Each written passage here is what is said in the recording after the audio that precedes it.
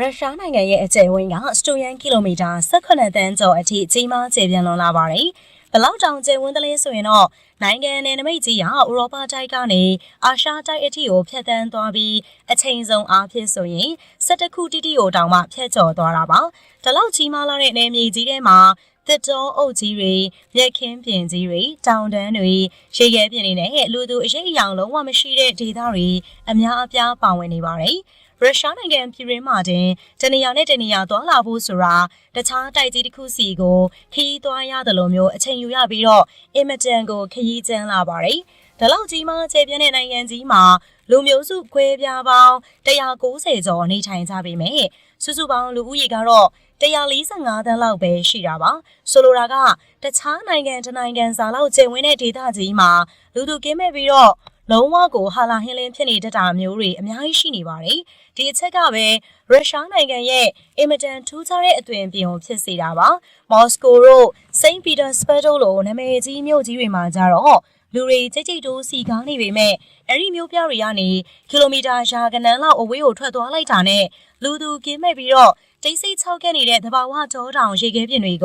ုချက်ချင်းမြင်တွေ့ရမှာဖြစ်ပါတယ်လူဦးရေ73တန်းကျော်နေထိုင်တဲ့မော်စကိုမြို့တော်ကြီးကတော့နိုင်ငံရဲ့လူဦးရေနဲ့နိုင်ငံရဲ့စီးပွားရေးအချက်အချာကြတဲ့အသေးနှလုံးဖြစ်ပါတယ်။လမ်းတွေဆိုရင်အများရန်တန်ရှင်းသက်ရနေပြီးအခြေခံအဆောက်အုံတွေကလည်းအင်မတန်ကိုခင်မိပါတယ်။ရင်ကျော်သွားလာမှုတွေကလည်းစနစ်တကျရှိလာပါတယ်။ဒီမြို့တော်ကြီးကိုရောက်သွားရင်အီတလီထုတ်ဂျာမနီထုတ်တန်ဖိုးကြီးစိန်ခံကားအမျိုးအစားစုံလင်စွာနေရာတိုင်းမှာတွေ့မြင်ရမှာပါ။ညဘက်လမ်းမီးတွေလင်းလာပြီးဆိုတာနဲ့လူတွေကလည်းအလားပါဆုံးအဝတ်စားတွေဝတ်ဆင်ပြီးတော့အပြင်ထွက်လာကြပါတယ်။ညပိုင်းအပြင်ထွက်ကြည့်ရင်ဒီချက်တောင်ပို့ပြီးတော့ခန်းထားတဲ့မြင်ကွင်းတွေကိုတွေ့ရအောင်ပါပါ။နေရာတိုင်းလိုမှာအင်မတန်ဈေးကြီးတဲ့အဆင့်မြင့်စိန်ခံကားကြီးတွေကပေါ်များလွန်လာသလိုမော်စကိုမြို့တွေကအ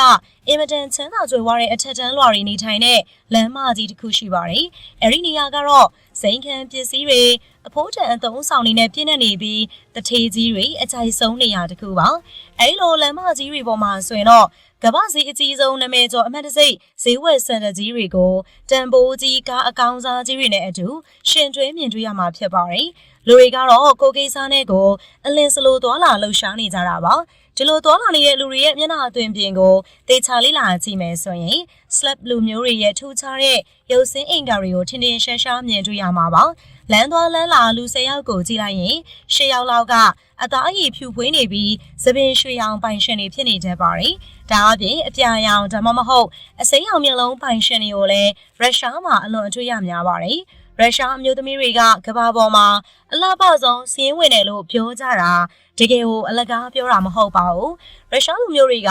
ကရိုးရာအရက်ပြင်းတွေကိုတောက်သုံးတဲ့အခါမှာခွက်ငယ်လေးတွေနဲ့မတောက်ကြပါဘူး။သူတို့ကရှီကိုတောက်တယ်လို့မျိုးအများကြီးတောက်သုံးလေးရှိကြပါတယ်။ဒီလိုပြင်းထန်လုံးတဲ့ရိုးရာအရက်တွေကိုအလွန်အကျွံတောက်သုံးမှုတော့အမျိုးသားတွေရဲ့သိဆုံးနှုန်းကစိတ်ဆူနဲ့ပေါင်းများစွာကြားတဲ့အထိ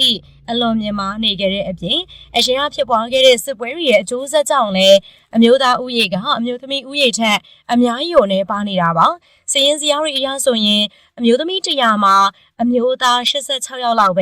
အချိုးအစားရှိနေပါတယ်ရုရှားနိုင်ငံရဲ့ထူးခြားတဲ့ယဉ်ကျေးမှုတစ်ခုကတော့တပ်သားနဲ့ဆောက်လုပ်ထားတဲ့ရိုးရာရင်းနှီးငွေချွေးထုတ်ခန်းပါပဲ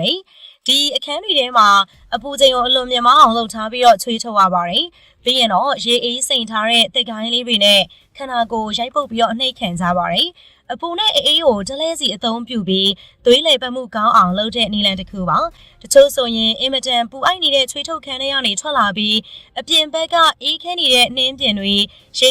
ကန်နေတဲ့ကိုချက်ချင်းခုန်ချပြီးတော့ရေချိုးတတ်ကြပါသေးတယ်ဒါတည်းမကသေးပါဘူးနှစ်စဉ်ဇန်နဝါရီလ19ရက်နေ့ရောက်တိုင်းရုရှားလူမျိုးတွေက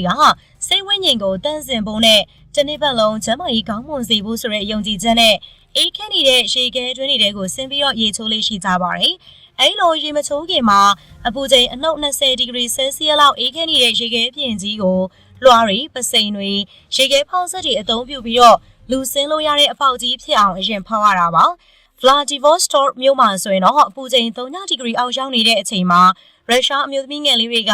ကရေကူးဝတ်စုံလေးတွေဝတ်ပြီးတော့အေးခဲနေတဲ့ရေထဲကိုရေရဲဝဲခုန်ချပြီးရေကူးကြတာမျိုးတွေလည်းရှိပါတယ် ဒီလိုအလွန်မင်းအေးခဲနေတဲ့ရေထဲမှာရေချိုးတာကပဲသူတို့ရဲ့အသားအရည်ကိုဖြူဖွေးနှုတ်ပြိုစီတဲ့လျှို့ဝှက်ချက်များလားဆိုတာတွေးစီရပါပဲအခုဆိုရင်တော့ရုရှားနိုင်ငံရဲ့အေးဆုံးမြို့တော်ဖြစ်တဲ့ယာကုတ်မြို့အကြောင်းကိုလေ့လာကြည့်ရအောင်ပါယာကုတ်မြို့ဟာအရှေ့ပြားဒေသကအမြဲတမ်းအေးခဲနေတဲ့ရေခဲပြင်တွေပေါ်မှာတည်ရှိပြီးတော့လူဦးရေ3သိန်းကျော်နေထိုင်ကြပါတယ်။ဆောင်းရာသီမှာဆိုရင်အပူချိန်ကအနှုတ်50ဒီဂရီဆယ်စီယပ်အောက်ကိုအမြဲလိုလိုရောက်နေတတ်ပြီးအဆိုးရွားဆုံးအနေနဲ့အနှုတ်80ဒီဂရီဆယ်စီယပ်အထိတောင်မှစံချိန်တင်ကျဆင်းခဲ့ပူပါတယ်။အဲဒီမှာနေထိုင်နေတဲ့သူတွေအတွက်တော့အပူချိန်အနှုတ်48ဒီဂရီဆယ်စီယပ်လောက်ဆိုရင်ပုံမှန်အချိန်တွေတစ်ခုလိုဖြစ်နေပြီးတခြားနေ့တွေထက်တောင်နှွေးနေသေးတယ်လို့ခံစားကြရတယ်။ဒီလောက်ပြင်းထန်တဲ့ရာသီဥတုဒဏ်ကိုခံနိုင်ဖို့အတွက်အရီယာဒေသခံတွေကအိမ်အမျိုးအစား၃မျိုးကိုအဓိကတည်ဆောက်နေထိုင်ကြပါတယ်။ပထမဆုံးနဲ့ရှေးကြဆုံးအိမ်အမျိုးအစားကတော့တက်သားနဲ့ဆောက်ထားတဲ့နှစ်ထပ်အိမ်တွေပါ။ဒီအိမ်တွေကိုဆောက်တဲ့အခါတမ်မဏိတွေကိုလုံးဝအသုံးမပြုကြပါဘူး။ဘာဖြစ်လို့လဲဆိုတော့အလွန်မင်းအေးခဲတဲ့ရာသီဥတုမှာတမ်မဏိတွေကအလွယ်တကူကျိုးပဲ့အက်ကွဲသွားကြလို့ပါပဲ။အိမ်တစ်လုံးမှာမိသားစုနည်းနည်းပဲနေထိုင်ကြပြီးအထူးခြားဆုံးကတော့အိမ်ထဲဝင်တဲ့တကားပေါက်ကိုနှစ်ထပ်လှုပ်ထားတာပါ။ဒါကအိမ်အပြင်ဘက်ကအေးတန်နေအထဲကိုမဝင်လာနိုင်အောင်နဲ့အိမ်ထဲကအနွေးဓာတ်တွေအပြင်ကိုမထွက်သွားအောင်အလုံးပိတ်ထားတဲ့သဘောမျိုးပါတကားတိုင်းမှာလည်းအပူမထွက်အောင်ကာကွယ်ပေးတဲ့ပစ္စည်းတွေအထက်ထက်တက်ဆင်ထားပါတယ်ဒါပေမဲ့အိမ်အဟောင်းတော်တော်များကတော့မြေအောက်ကရေခဲတွေအရေးပြောကြမှုကြောင့်အဆောက်အုံတွေနေဆင်းသွားပြီးတော့နေရနေအကွဲတာဆေးတွေကွာကြတာမျိုးတွေဖြစ်နေတာကိုတွေ့ရပါတယ်ဒုတိယအမျိုးအစားကတော့ရခိုင်ဆိုဗီယက်ခေတ်ကလေးကတည်ဆောက်ခဲ့တဲ့ဘေးလက်မြေတိုက်ခန်းကြီးတွေပါဒီတိုက်ခန်းတွေကိုမြေကြီးပေါ်မှာဓာတ်ရိုက်မဆောက်ပဲအမြင့်ကြီးခြောင်ထားတဲ့ကွန်ကရစ်တိုင်ကြီးတွေပေါ်မှာတည်ဆောက်ထားပါတယ်အကြောင်းရင်းကတော့အဆောက်အုံကထွက်လာတဲ့အပူရှိန်ကြောင့်မြေအောက်ကအမြဲတမ်းအေးခဲနေတဲ့ရေခဲပြင်ကြီးအရှိပြောမသွားစေဖို့ပါပဲအဲဒီတိုင်တွေရဲ့ပတ်လည်မှာလည်းအဖြတ်အမောက်လုံးမဲ့သူတွေမဝင်နိုင်အောင်တန်စကာတွေနဲ့တိချကာရန်ထားပြီးဒီလိုတိုက်ခဲအမျိုးအစားပေါင်း250ကျော်ရှိပြီးတော့မိသားစုပေါင်းထောင်ထဲချီနေထိုင်ကြပါတယ်တလားကိုအိမ်လာကနေနဲ့ရုရှားငွေကြီး4000ခွဲဝန်းကျင်လောက်ပေးရတယ်အတွင်းမှာတော့နေထိုင်ဖို့လိုအပ်တဲ့အသုံးဆောင်အပြည့်အစုံပါဝင်ပါတယ်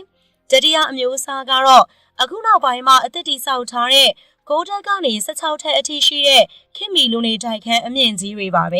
ဲဒီတိုက်ခန်းကြီးတွေထဲမှာဆိုရင်ကျောင်းတွေကလေးထင်းကျောင်းတွေဈေးဝယ်စင်တာတွေနဲ့အနွေးတက်ပေးထားတဲ့ကားပတ်ကင်တွေအထိအစုံအလင်ပါဝင်ပါတယ်ဒါကြောင့်အပြင်ဘက်ကိုလုံးဝထွက်စီရမလို့ပဲအဆောက်အုံထဲမှာတင်လိုအပ်တာအကုန်လုံးကိုလှုပ်ဆောင်နိုင်ပါတယ်ဒီလိုခင်မီတိုက်ခန်းတစ်ခန်းရဲ့တန်ဖိုးကတော့အင်မတန်ကိုမြင့်မားပါတယ်ဒါလောက်အေးခန့်နေတဲ့နေရာမှာရေချိုးဖို့နဲ့အဝိလျှော်ဖို့ဆိုတာကလည်းတကယ်ကိုမလွယ်ကူတဲ့ကိစ္စတစ်ခုပါအပူချိန်အနှုတ်80ဒီဂရီဆယ်စီယပ်လောက်ရှိတဲ့နေရာမှာရေရဖို့ဆိုတာအင်မတန်ခက်ခဲလာတယ်ဒေသခံတွေကရေချိုးဖို့နဲ့အဝိလျှော်ဖို့အတွက်ပေးရက်တွေမှာအချိန်အတော်ကြာအောင်ပေးရပါတယ်ရေပိုင်လိုင်းတွေမရှိတဲ့အတွက်သူတို့မှရှိတဲ့တခုတည်းသောနီလန်းကတော့တက်သားရေချိုးခန်းတွေမှာသွားချိုးတာပါပဲဒါပေမဲ့ရေချိုးခန်းထဲဝင်ဖို့အတွက်အရင်ဆုံးအဲ့ဒီတက်သားအဆောက်အုံကိုအပူပေးရပါသေးတယ်ချင်းတွေအသုံးပြုပြီးတော့မီးဖိုကိုမှွေးရတာအချိန်9နာရီလောက်တောင်ကြာပြီးတော့အဲ့လိုမီးမွေးပြီးသွားရင်တော့ရေချိုးခန်းထဲမှာအပူချိန်က80ဒီဂရီဆယ်စီယပ်အထက်ကိုရှောက်သွားပါပြီအပြင်ဘက်မှာအနှုတ်50လောက်ရှိနေပေမဲ့အထဲမှာတော့အလွန်အမင်းပူအိုက်နေတာပါရေချိုးဖို့ရေကိုဘယ်ရလဲဆိုရင်တော့အပြင်ဘက်ကနှင်းတွေကိုသွားကော်ပြီးအပူပေးအရေဖြော်ရတာပါအမျိုးသားတွေကရှင်တွေရအောင်လုပ်ပေးပြီးရင်တော့မျိုးသမီးတွေကအဝတ်လျှော်ကြပါတယ်ဒါလောက်အလုံးရှုပ်လုံးတဲ့အတွက်လူတွေကတပတ်ကိုတစ်ခါနှစ်ခါလောက်ပဲရေချိုးလေးရှိကြပါတယ်အပြင်ဘက်မှာဘလောက်ပဲအေးနေပါစေအိမ်ထဲမှာတော့အနွေးတက်ပေးတဲ့ဆက်တွေအပြည့်အစုံရှိတဲ့အတွက်မိသားစုနေထိုင်မှုဘဝကတော့ပုံမှန်ပါပဲ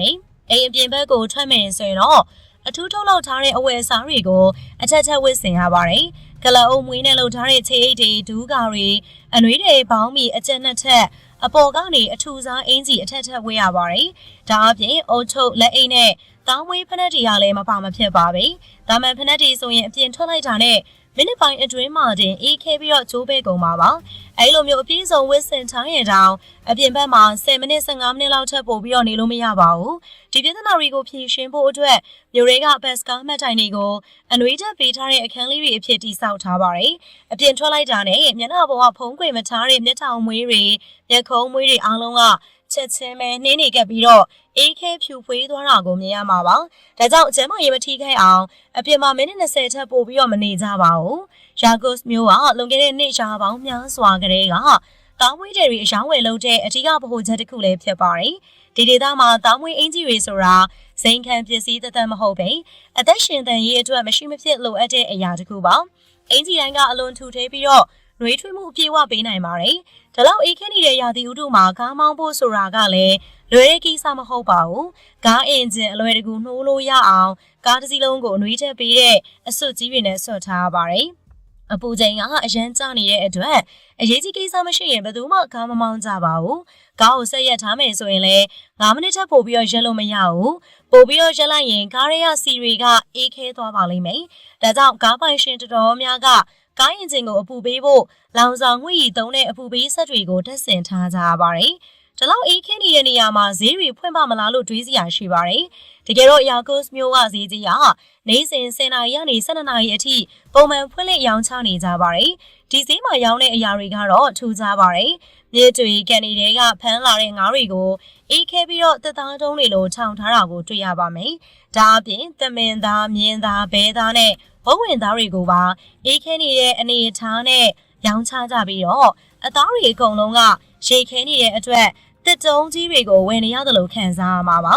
ကမ္ဘာပေါ်မှာအေးခဲဆုံးဈေးကြီးလို့တင်စားခေါ်ဝေါ်ကြတာလည်းမလွန်ပါဘူးဈေးတွေကတော့သူတို့ရဲ့လက်တွေပတ်စံတွေနဲ့ငွေရှင်းစက်တွေအေးခဲမသွားအောင်အပူပေးစက်အသေးလေးတွေကိုအမြဲတမ်းဖွင့်ထားရပါတယ်အေးခဲခံလို့ရတဲ့ပစ္စည်းတွေကိုသာအပြင်ဘက်မှာခင်းချင်းပြသထားပြီးတော့ကျန်တဲ့ပစ္စည်းတွေကိုတော့နှွေးထည့်ပေးထားတဲ့ဆိုင်ကန်တွေထဲမှာပဲထားရပါတယ်တတိဝလန်နဲ့ဟင်းသီးဟင်းရွက်တွေကတော့တခြားဒေသကနေတည်ယူလာရတဲ့အတွက်ဈေးအလွန်ကြီးပေမဲ့ဒေသအတွက်အသားတွေကတော့ဈေးပေါ်ပြီးဒေသခံတွေရဲ့အဓိကစွမ်းရည်အရင်းမြစ်ဖြစ်ပါတယ်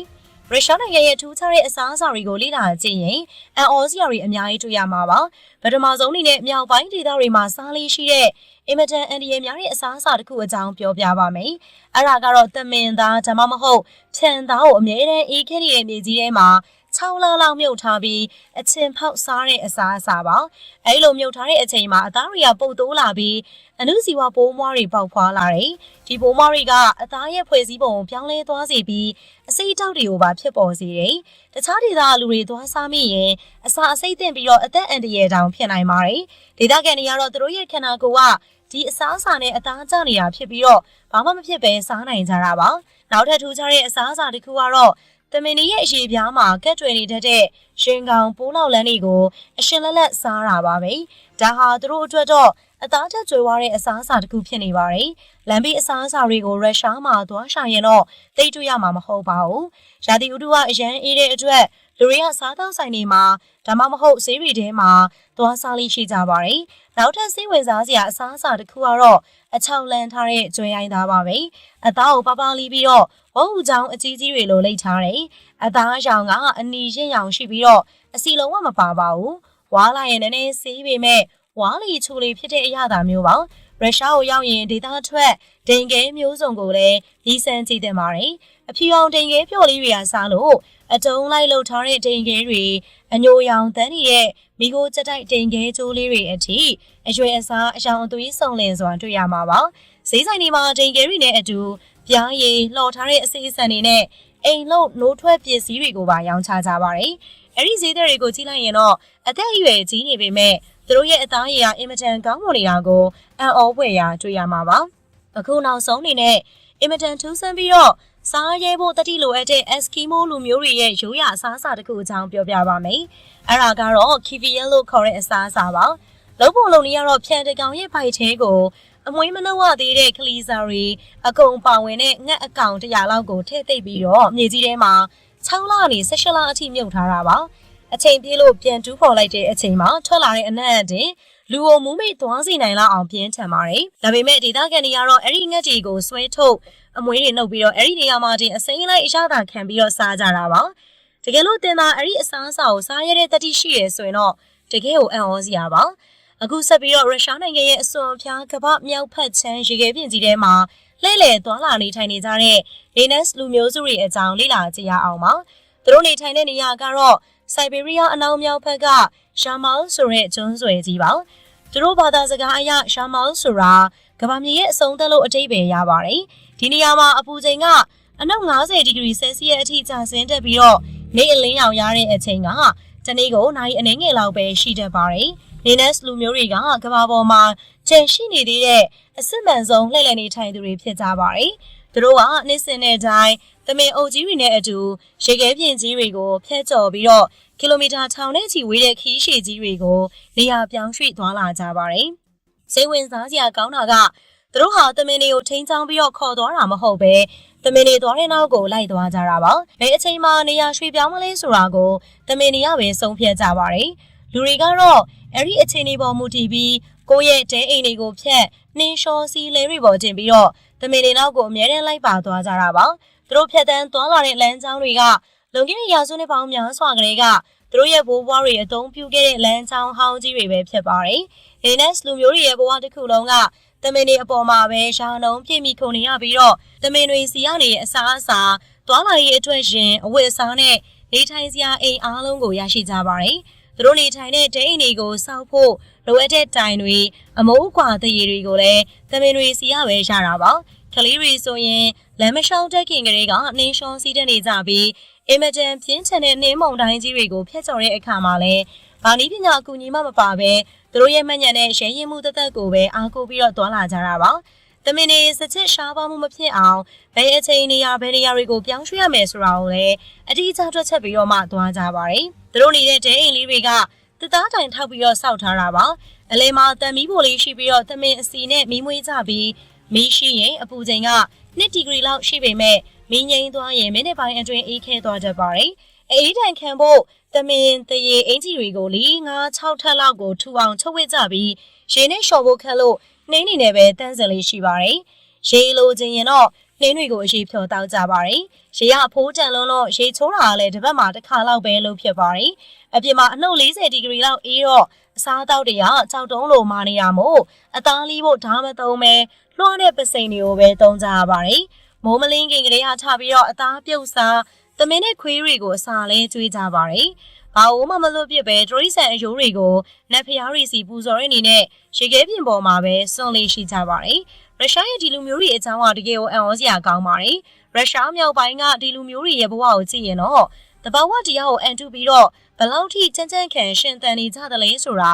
အံ့ဩရပါတယ်။သူတို့ရဲ့ဒလီစရိုက်နဲ့နေထိုင်မှုပုံစံတွေကခင်မီနီပညာတွေကြားမှာရှားပါသွားပြီဖြစ်ပေမဲ့တဘာဝနဲ့တသားရေးကြအောင်ရှင်သန်တတ်တဲ့ဒီအသက်မဝမ်းကြောင်းတွေကတကယ်ကိုလေးစားစရာကောင်းပါတယ်။ရုရှားနိုင်ငံကြီးရဲ့ခြေပြောလာတဲ့ရေခဲပြင်တွေကြားမှာ